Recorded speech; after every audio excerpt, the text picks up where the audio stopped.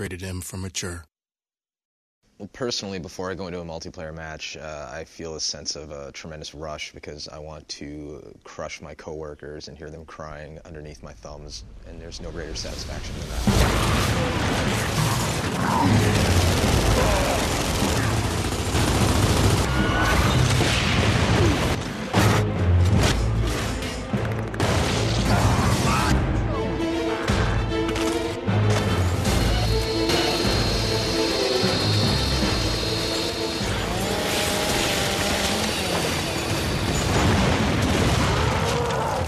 To go take Gears 1 multiplayer as a base and then improve on it, we had to look at a number of different things, and one of them was just sort of things like basic mobility. In Gears 1, when you went down but not out, you couldn't crawl, you couldn't get to safety, like so if you stuck out and got shot, you were left out. And so that was a big one for us. One of the first changes we made was the ability to actually crawl and try to crawl to your friends to get revived or to back up and behind cover so you couldn't get shot anymore. I think the first Gears helped break that typical run-and-gun mentality that a lot of shooters have had for years, as well as having players jumping on each other's heads like a bunch of cracked-out bunny rabbits. One of the big design goals for the changes that we did for Gears 2, particularly with multiplayer, was to realign how people were playing online to how we originally intended Gears 1 to be played.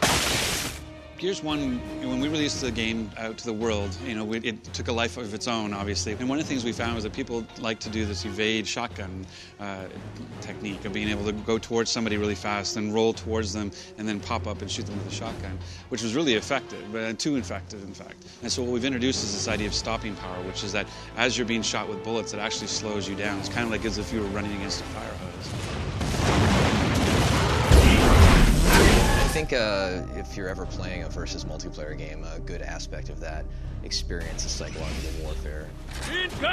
Usually my trash talk is just repeating my favorite lines from the game itself, whether it's Hoffman going, "Hey, boom!"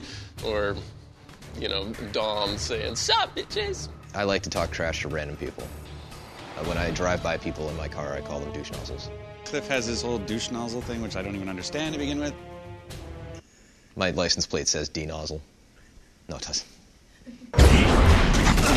I'm playing a match, for example, in Wingman, and then jumping over to Guardian, and then playing 5-player co-op in Horde, or going back to the campaign. I really don't think people are ever going to get bored with the sheer amount of variety we have this time around. Well, whenever we make multiplayer game types for Gears, we always say, what is our own unique twist on this formula? And the whole submission/meat flag twist of taking a person hostage and bringing them to a predefined location is kind of our take on the capture the flag formula. But it was this idea of having a living flag that had a shotgun shooting both sides. So you had to run out, and first you had to down him, then you had to pick him up, and then you had to drag him back to your base or to a particular objective. Horde is a 5-player cooperative mode for Gears in which players deal with wave after wave of increasingly difficult Locust. It starts off kind of simple with some basic Locust, and before you know it, you see the biggest, nastiest bastards coming in bearing down on you. And it's a lot of fun to team up and try and get the highest score possible, put that on a leaderboard in Xbox Live and just play co-op with your buddies till the wee hours. Horde, in theory, has an ending. I'm not seeing it. As a designer, I found never underestimate the talent of the gamers out there who will be playing your game. Gamers out there are going to hit the highest wave on Insane at some point, and I want to see videos on the internet showing this off as soon as it happens. I'd have to say Guardian now is my favorite game mode. Guardian was it's a reimagining of Assassination, this idea of having a leader and guards for him. And with the respawn game mechanic now, we had this idea that you have to keep the leader alive, and if you do, then you get to keep respawning, that you have infinite lives. But as soon as your leader dies, then the next time you die, you're out. One of the new multiplayer maps that I'm a huge fan of is River. With River, there's a lot of really specific combat that's thought out and tactical ahead of time. It's not a lot of just random shooting. One of my favorite maps is this map called Avalanche, which is appropriately named because it's a little quaint mountain hamlet, and completely randomly and periodically an avalanche will come through.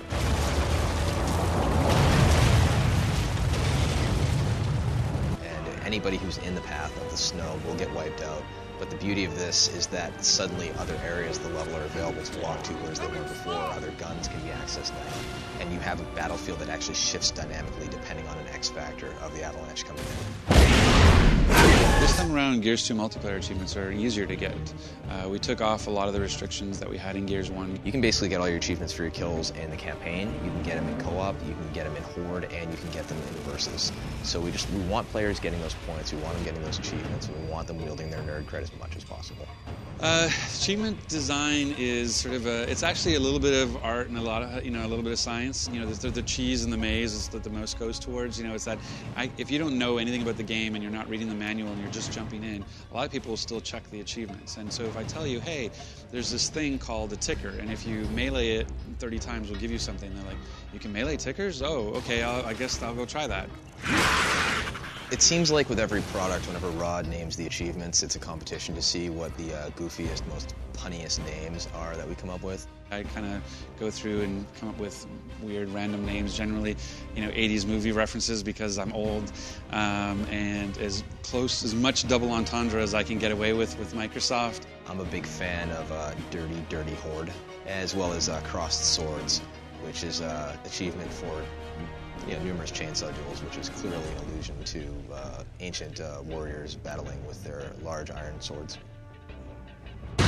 I think the hardest achievement is the continuation of Seriously. In Gears 1, it was just Seriously. It was like 10,000 kills online. Like, really? Like, how long is this going to take you guys? And in Gears 2, we have 100,000 kills, which is Seriously 2.0, which we could have just called Seriously.